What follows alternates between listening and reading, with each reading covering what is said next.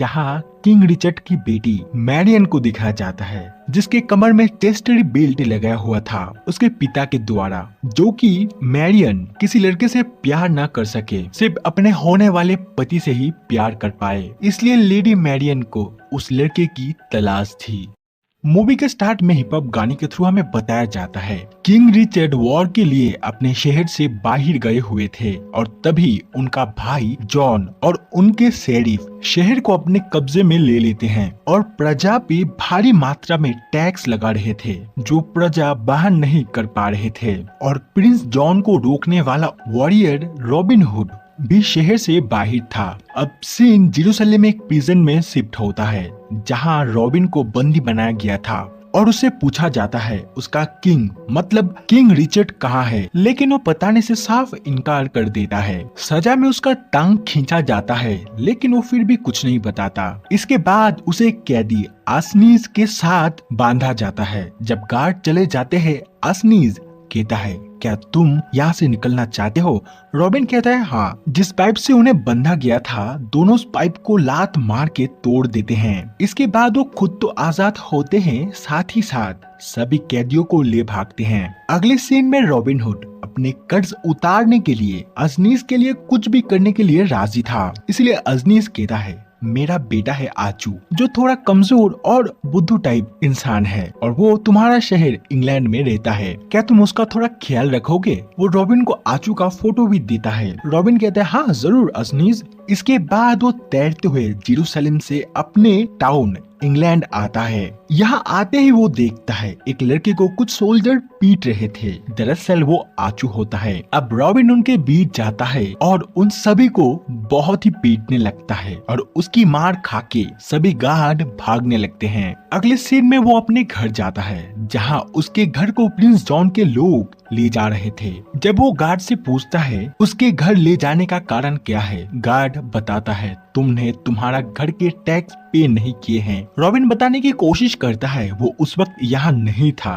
वो बाहर था शहर से, लेकिन गार्ड कुछ भी नहीं सुनते और उसके घर को ले जाने लगते हैं। इसके बाद वो अपने सर्वेंट ब्लिंकन से मिलता है, जिसके पास कुछ बैड न्यूज थे। वो बताता है, रॉबिन तुम्हारे पिता माता सारे ब्रदर्स सबकी मृत्यु हो गई है, इवन तुम्हारे डॉग कैट्स और गोल्डफिश की भी मृत्यु हो चुकी है। तुम्हारे पिता जाने से पहले एक बॉक्स छोड़ के गए हैं, उन्होंने बताया इसमें की है जिससे तुम बहुत ही नायाब और कीमती चीजें खोल सकते हो। अब रॉबिन ब्लिंकिन को आचू से भी मिलवाता है। तभी एक बच्चा भागते हुए उनकी तरफ आता है, जिसके पीछे शेरिफ रॉटिंगम थे। रॉबिन उससे लड़ जाता है बच्चे के लिए। वो रॉटिंगम को इंसल्ट करता है और साथ ही साथ प्रिंस को भी, और उन लोगों को वहाँ से भगा देता है। अब सीन राजमहल में शिफ्ट होता है, जहाँ किंग रिचर्ड की बेटी मैरियन को दिखाया जाता है, जिसके कमर में टेस्टरी बेल्ट लगाया हुआ था उसके पिता के द्वारा, जो कि मैरियन किसी लड़के से प्यार न कर सके, सिर्फ अपने होने वाले पति से ही प्यार कर पाए। इसलिए लेडी मैरियन को उस लड़के की तलाश थी, जिसके पास उसकी की होगी, जो उसका लॉक खोल पाएगा। नेक्स्ट सीन में दिखाया जाता है शेरिफ किंग के पास जाता है और बता देता है रॉबिन शहर में आ गया है, जो हम लोगों को बहुत ही पीटा है। वो टैक्स बढ़ाने के लिए बहुत ही गुस्सा है और ये बहुत ही सीरियस प्रॉब्लम है। मुझे लगता है शायद वो हम पे हमला करेगा। अब राजा बहुत ही हताश होके एक विज लुट्रिन के पास जाते हैं और रॉबिन को कैसे हराया जाए ये पूछते हैं। विच बताती है, मैं आपकी मदद जरूर करूंगी अगर आप शेरिफ के साथ मेरी शादी कराएंगे तो, क्योंकि मैं उससे बहुत ही प्यार करती हूँ। राजा ना चाहते हुए भी उसे रॉटिंगम से शादी करवाने का वादा करते हैं। अगले सीन में रॉबिन राजमहल की तरफ ही बढ़ रहा था,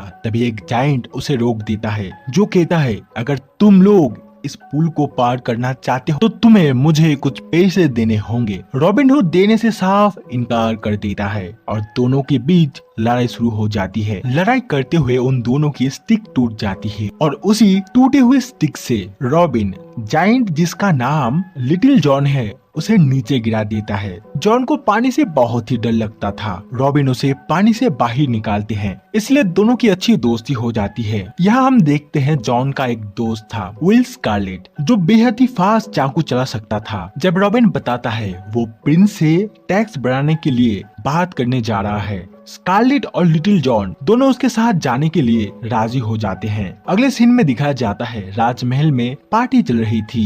तभी वहाँ एक जंगली सुअर के साथ रॉबिन हुड की एंट्री होती है। वो पिग को बहुत ही जोर से टेबल पे रखता है और उसकी ये डेयरिंग देख के मैरियन उस पे फिदा हो जाती है। अब रॉबिन उसके पास जाता है और उसके हाथ को प्यार से पकड़ता है, जिससे शेरिफ को बहुत ही गुस्सा आ रहा था क्योंकि वो मैरियन को पसंद करता था। अब रॉबिन कहता है, प्रिंस जॉन, तुमने तुम्हारे भाई के गैर हाजिरी में उसका राज्य अपने कब्जे में लिया है और टैक्स बढ़ाया है। टैक्स को कम करो वरना मैं सारी प्रजा को तुम्हारे विरुद्ध कर दूंगा और तुमसे लड़ाई करूंगा। तभी शेरिफ रॉबिन को चाटा मारते हुए कहता है, तू पहले मुझसे तो लड़ और मेरे सेना से। अब रॉबिन और सेना के बीच लड़ाई स्टार्ट हो जाती है। रॉबिन सेना के सामने थोड़ा सा कमजोर पड़ रहा था। तभी उसके दोस्त आ जाते हैं। अब उनकी बहुत बड़ी लड़ाई हो जाती है। रॉबिन हुड की टीम सबको हरा देते हैं। इसके बाद रॉबिन मैरियन को फ्लाइंग किस देते हुए वहां से चला जाता है। अगले सीन में लिटिल जॉन कुछ विलेजर्स फाइटर्स को इकट्ठा करता है, जिनको राजा के विरुद्ध फाइट करने के लिए, लेकिन रॉबिन अच्छी तरीके से उन्हें मोटिवेट नहीं कर पा रहा था। इवन उसकी भाषण सुन के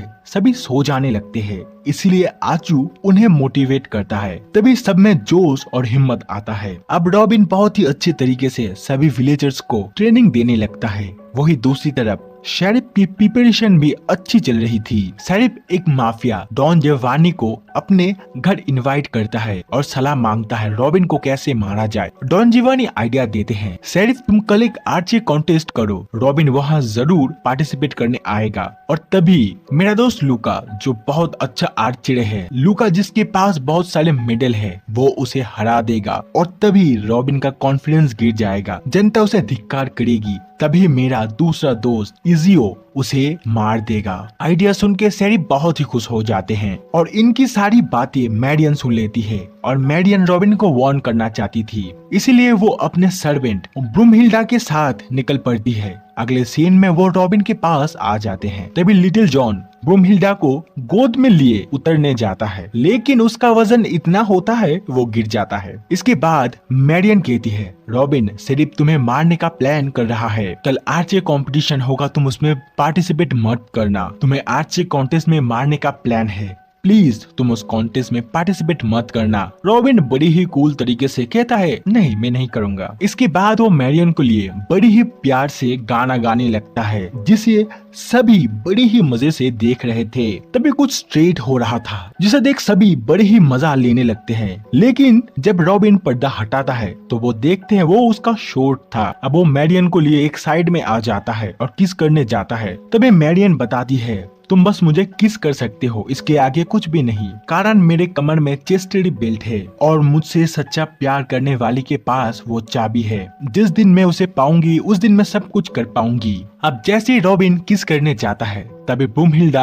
आ जाती है, जो कहती है अभी कुछ नहीं, शादी के बाद। फिर वो मैरियन को लिए जाने लगती है। अगले सीन में रॉबिन और उसके दोस्त भेस बदल के कंपटीशन में जाते हैं। इजो अपना पोजीशन लेके रेडी था रॉबिन को मारने के लिए। रॉबिन एक बूढ़े के भेस में था। सभी कंटेस्टेंट एलिमिनेट हो चुके थे और अब बस लूका और रॉबिन बचे हुए थे। रॉबिन तीर को बुलआई के बीचों बीच मार देता है। तभी शेरिफ समझ जाते हैं ये रॉबिन है। अब रॉबिन अपना भेष उतार देता है। जनता बहुत ही खुश हो जाते हैं। तभी लूका तीर मारता है, जो रॉबिन के तीर को बीच में से काट के चला जाता है। सारी जनता बहुत ही खुश हो जाते हैं और लूका को कांधे पे उठा के डांस कर रहे थे। और रॉबिन पूरी तरह से शॉक्ड हो चुका था, क्योंकि उसने पहली बार आर्चरी कॉन्टेस्ट हारा था।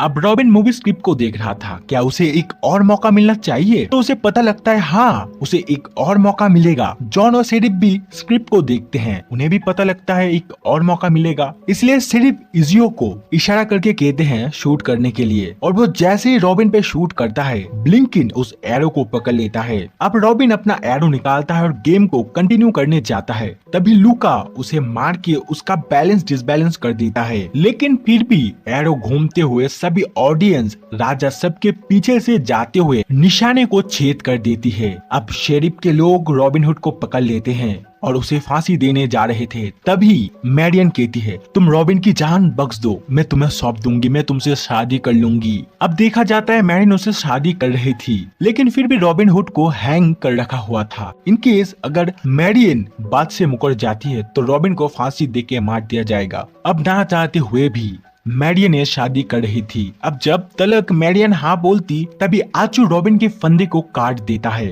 और मैरियन दिल खोल के ना बोल देती है। अब शेरिफ रॉबिन को मार देने बोलता है। तभी जितने भी विलेजर्स को रॉबिन ने ट्रेन किया था वो सब आ जाते और उन लोगों की बड़ी ही तगड़ी फाइट होने लगती है। तभी शेरिफ मैरियन को उठा के लेके अपने रूम में चला आता है और मैरियन के साथ बेड में प्यार करने की कोशिश कर रहा था, लेकिन चेस्टर बेल को देख के उसके होश उड़ जाते हैं। वो मशीन से बेल को काटने की कोशिश करता है, लेकिन तभी वहाँ रॉबिन आ जाता है और उन दोनों की लड़ाई होना शुरू हो जाती है। रॉबिन बड़े ही मजे से उसे मार दे रहा था। तभी शेरिफ उसके गले से लॉकेट को काट देता है जिसमें वो की थी, जिस बॉक्स को ब्लिंकन ने दिया था। वो बॉक्स टूट जाता है और की जाके मरीन के चेस्टरी बेल्ट में घुस जाता है। मरीन कहती है की का साइज ठीक है, इट्स मीन तुम ही मेरे सच्चे प्यार हो। लेकिन तभी एक्सीडेंटली शोड शेरिफ को लग जाती है और शेरिफ मरने वाला था। तभी वहाँ वही विच आ जाती है, लुटरिन, जो शेरिफ को चाहती थी।